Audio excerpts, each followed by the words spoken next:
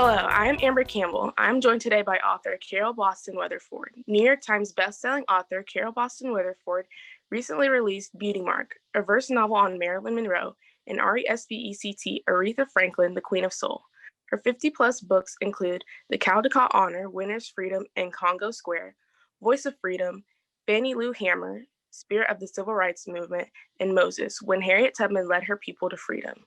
She won a Coretta Scott King Honor for becoming Billie Holiday, NAACP Image Awards for Moses and for Gordon Parks, How the Photographer Captured Black and White America, the Arnold Adolph Poetry for the Legends Miss Lena Horne, and an SCBWI Golden Kit and WNBD Walter Award for Schoenberg, The Man Who Built a Library. Among her most popular titles are Freedom on the Menu, The Greensboro Sit-Ins, and The Roots of Rap, 16 Bars on the Four Pillars of Hip Hop. Baltimore-born, Weatherford teaches at Fayetteville State University in North Carolina. Ms. Weatherford, thank you for joining us today. At this time, I was wondering if you could read an excerpt from your book, Before John Was a Jazz Giant. This is Before John Was a Jazz Giant, and it's set in High Point, North Carolina, which is where I raised my children. Before John Was a Jazz Giant, a song of John Coltrane, illustrated by Sean Qualls, and of course written by me. Before John was a jazz giant, he heard ham bones knocking in grandma's pots, daddy strumming the ukulele, and mama cranking the phonograph. Before John was a jazz giant, he heard steam engines whistling past, Cousin Mary giggling at jitterbuggers, and Bojangles tap dancing in the picture show.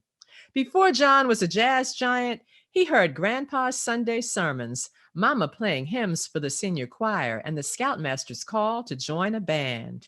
Before John was a jazz giant, he heard birds warbling at sunrise, the sobs of kinfolk at family funerals, and cheers as he marched in parades. Before John was a jazz giant, he heard big bands on the radio and a saxophone's soulful solo, blue notes crooning his name. Before John was a jazz giant, he picked up that horn, blew into the mouthpiece, pressed his fingers on the keys, and breathed every sound he'd ever known into a bold new song. Before John was a jazz giant, he was all ears.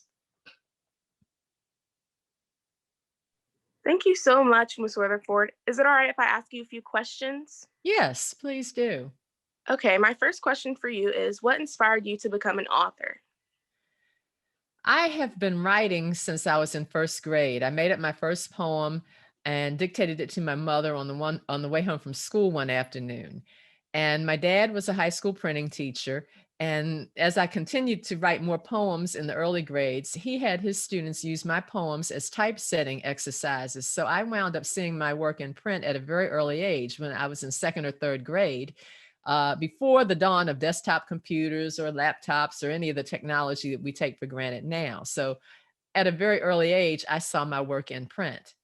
Writing for me then was a hobby until I graduated from college and had a poem published by someone other than my father and somewhere other than in a school publication.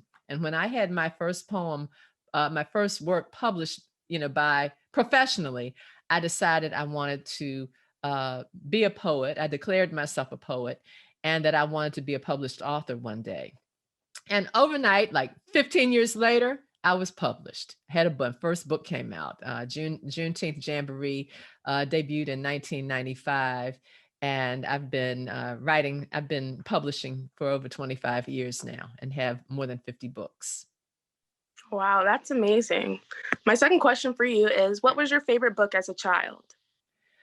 I had quite a few books that I enjoyed, but I will say that my favorite poet was Langston Hughes. There were two Harlem Renaissance poets who whose poetry helped shape my political consciousness. A lot of my work does tend to be political, and those poets were Langston Hughes and Countee Cullen. And so those works had a lot of influence on me growing up. My favorite children's books were Harriet the Spy, Chitty Chitty Bang Bang, and I loved Dr. Seuss.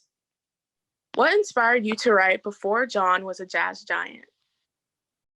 Okay, I wrote Before John Was a Jazz Giant because I was living in High Point at the time, and I wanted to write another book that was set in North Carolina. I had a couple other books that were set in North Carolina at the time.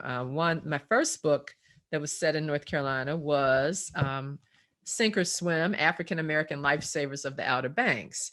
So I had written that. And I had also written Dear Mr. Rosenwald, The School That Hope Built. And I had also written Freedom on the Menu, which is one of my most popular books, The Greensboro Sit-In. So I'd already written one book set in Guilford County.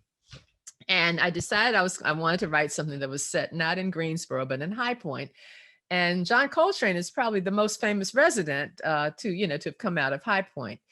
And so I wrote about the sounds that he experienced during his childhood growing up there, and imagined how those sounds might have shaped his musical development. In the process, I found out something very interesting, and it was that my great aunt, whom I never met, her name was Tara Whitten, was his third grade teacher. Wow. My next question for you is, if you could meet your characters, what would you say to them? Well, it would depend, which character. If I could meet John Coltrane, I'd ask him to play something for me. I'd say maybe please play Round Midnight, or Alabama, or My Favorite Things, or Naima, one of his songs that I enjoy. I might ask him how he felt, working with Miles Davis and Cannonball Adderley, and on the jazz album Kind of Blue, which was the first jazz album I ever purchased.